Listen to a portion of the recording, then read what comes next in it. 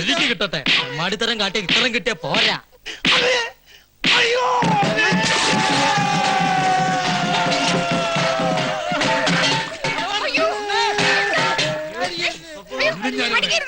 അയ്യോ മുത്തശ്ശ വേണ്ട. ആരോടാ നീ കളിച്ചോന്നറിയോ? അവന്റെ അറിവില്ലായ്മ കൊണ്ടല്ലേ? ഇതിന് അറിവില്ലായ്മ പറയാ, അഹങ്കാരം.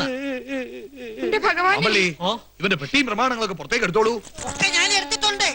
ആയുഷ്കാലം മുഴുവനും ഇവന്റെ പെട്ടി ചുമക്കാനാ നിന്റെ വിധി. ഇവനിട്ട് രണ്ട് കൊടുത്തു വിടേണ്ടതാ. മനസ്സിലാക്കണ്ട, പുറത്തേക്ക് ഇറങ്ങിക്കോളൂ. ആ പോക, ഇറങ്ങുക. വാസുമതി തിരുവാ വിട തരൂ. അതിന് ചേട്ടന് വിട തരൂ.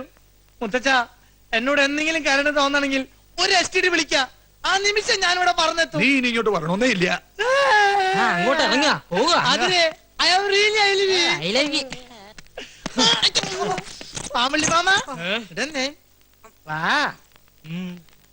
ഇവിടം കൊണ്ട് അവസാനിച്ചു എന്ന് കരുതണ്ട.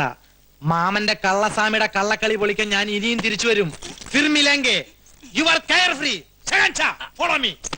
ഗുരുവേ, ആരുടെ സിദ്ധി കൊണ്ടാന്നറിയില്ല എന്റെ പ്രവചനം വലിച്ചു. ഇനി ആതിരയുടെ മനസ്സിൽ ഒളിച്ചിരിക്കുന്ന അനന്തനെ പുറത്ത് ചാടിച്ച് എന്നെ രക്ഷിക്കണം സ്വാമി. ആതിരയുടെ മനസ്സിൽ ആരൊളിച്ചിരിക്കുന്ന പറഞ്ഞേ? അനന്തൻ. ഇയാള് തപ്പിക്കൊണ്ട് നടക്കുന്ന അനന്തനോ? അവൻ തന്നെ. അവനെന്തിന് ആതിരയുടെ മനസ്സിൽ കയറി ഒളിക്കണം? ഇനി ഒന്നും ഒളിക്കണ്ട, പറഞ്ഞേക്കൂ. മാമ്പിളി ക്ഷമിക്കണം. ആശാനോട് ഞങ്ങളൊരു കാര്യം മറച്ചു വെച്ചു. ബാലഗോപാലിനെ ഓടിക്കുക, ഭാർഗവന്റെ രാഘവന്റെ കണ്ണിപ്പെടാതിരിക്കുക. ഇത് കൂടാതെ ഒരു ഉദ്ദേശം കൂടി ഇവിടെ കഴിയുന്നതിന്റെ പിന്നിൽ എനിക്കുണ്ടായിരുന്നു. എന്താ? ആതിരയുടെ വിശ്വാസം നേടിയെടുത്ത് കാമുകനായ അനന്തൻ എവിടെയുണ്ടെന്ന് അറിയില്ല. എന്താ അസംബന്ധം നിങ്ങൾ പറയുന്നത്? ആതിരക്കുട്ടിക്ക് അങ്ങനെ ഒരു കാമുകനില്ല. ഉണ്ടെങ്കിൽ ഞാനത് അറിഞ്ഞേനെ. ആതിരയായിരിക്കും. മാമ്പിളിയെ കണ്ട ചിലപ്പോ കുട്ടി സത്യം പറഞ്ഞൊന്നും വരില്ല. ആശാനോട് മാറിക്കോളൂ.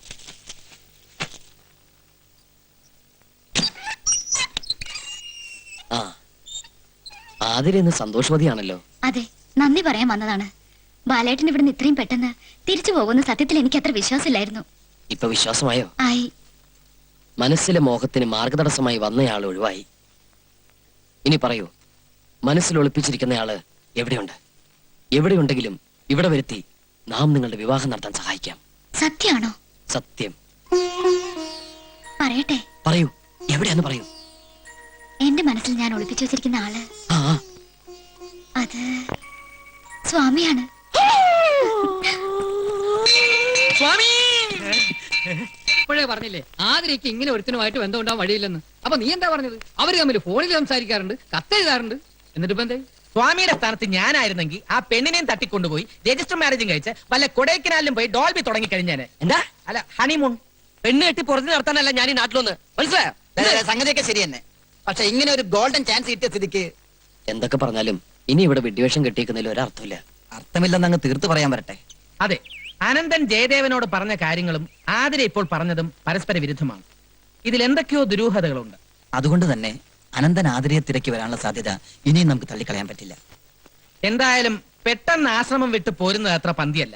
ഒന്നുമില്ലെങ്കിലും ഇത്രയും നാൾ ഭോജനം കഴിച്ചതിന്റെ നന്ദിയെങ്കിലും കാണിക്കണ്ടേ? പിന്നെ എവിടെ ഒളിച്ചിരുന്ന് അനന്തനെ കണ്ടുപിടിക്കാൻ ശ്രമിക്കുന്നതിലും സേഫ് അല്ലേ ആശ്രമത്തിൽ തന്നെ താമസിച്ച് അന്വേഷണം തുടരുന്നത്? മാത്രമല്ല ആരോടും ഒന്നും പറയാതെ പെട്ടെന്ന് അങ്ങോട്ട് മുങ്ങിയ വൈദ്യർക്ക് വല്ല സംശയം തോന്നിയാലോ? പോലീസിലെങ്ങാനും വല്ല കംപ്ലൈന്റും കൊടുത്താ ചിലപ്പോ നമ്മളൊക്കെ കുടുങ്ങിന്ന് വരും. ഞാൻ പോയി നോക്കിട്ട് വരാം. പോലീസിന്റെ കാര്യം പറഞ്ഞോളൂ, അപ്പോഴേക്കും ജീപ്പ് കിടത്തിയോ? അയ്യോ പ്രേമദാസ, ആ കാലമാണന്മാർ ഇവിടെ എവിടെയെങ്കിലും ഒളിക്കണം. ഞാൻ പോയി നോക്കാൻ വരാം. എവിടെടാ ജയദേവൻ? ജയദേവനോ? അങ്ങനെ ഒരാൾ ഇവിടെ താമസമില്ലല്ലോ. ഉണ്ടോ ഇല്ല ഞങ്ങൾ അകത്തേക്ക് കയറാൻ പറ്റില്ല.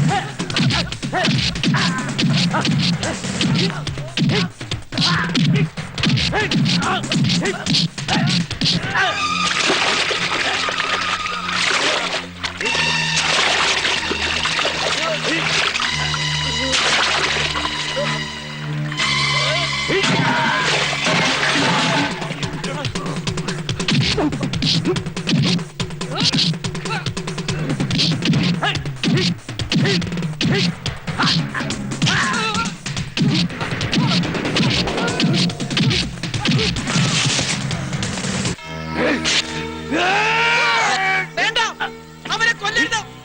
ജയദേവൻ എവിടെ ഉണ്ടെന്ന് ഞാൻ പറഞ്ഞുതരാം. പ്രേമ പറയരുത്, ഒന്നാലും പറയരുത്. പറയണോ ഇവിടെ ചെയ്തവൻ? ഞാൻ പറയാം. പറയലടാ. ഞാൻ പറയും. നമ്മൾ ഇടികൊണ്ട് ചത്തിട്ട് അവൻ മാത്രം അങ്ങനെ സൂഹിക്കണ്ട. എങ്കി പറയടാ പുല്ലേ. ജയദേവൻ അനന്തനെ അന്വേഷിച്ച് ബോംബെ പോയിരിക്കാം. ബോംബെയിൽ എവിടെ? പറയരുത്, ഇവന്മാരവനെ കൊല്ലും. കൊല്ലട്ടെ, അവന് വേണ്ടി മരിക്കാൻ എന്നെ കൊണ്ട് പറ്റില്ല. പറയടാ ബോംബെയിൽ എവിടെ അവന്റെ താമസം? പറയണം.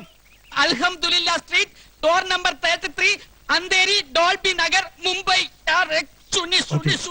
ബോംബെയിൽ എവിടെയുണ്ടെങ്കിലും ഞങ്ങൾ അവനെ തപ്പിയെടുത്തോളാം. അതല്ല, ഈ പറഞ്ഞത് കള്ളമാണെങ്കിൽ ഞങ്ങൾ ഇങ്ങോട്ട് തന്നെ തിരിച്ചു വരും. അവനെ കാണാൻ വേണ്ടി മാത്രമല്ല, നിന്നെ കൊല്ലാൻ കൂടി. പറ. നീ ആരുടെ അഡ്രസ്സാ പറഞ്ഞു കൊടുത്തത്? ആർക്കറിയാം? പിന്നെ ഇത്ര കൃത്യമായിട്ട് നീ എങ്ങനെ പറഞ്ഞേ? അപ്പോഴത്തെ അവസ്ഥയില് ബോംബെയിലെന്നല്ല, ഈ 14 ലോകത്തെ ഏത് അഡ്രസ്സും ഞാൻ പറഞ്ഞു കൊടുത്തേനെ. അല്ല, നമ്മുടെ ജയദേവ സ്വാമി എവിടെ? ഞാനിവിടെ ഉണ്ട്. ഇവിടെ ഇവിടെ ആഹാ. എന്റെ അമ്മേ, എങ്ങനെയാ നിങ്ങളോട് നന്ദി പറയണ്ടെന്ന് എനിക്കറിയില്ല. നന്ദി പ്രകടനമൊക്കെ പിന്നെ ആവാം. ആദ്യം നീ താഴോട്ടിറങ്ങ്. അല്ല, ഈ ഡോൾബിക്കകത്ത് നീ എങ്ങനെ കേറി? കേറിയതല്ല, കേറി പോയതാണ്. ബാക്കിൽ നിന്ന് കുത്ത ഞാൻ എന്താ പുട്ടോ? ചപ്പാത്തിയൊക്കെ പിന്നെ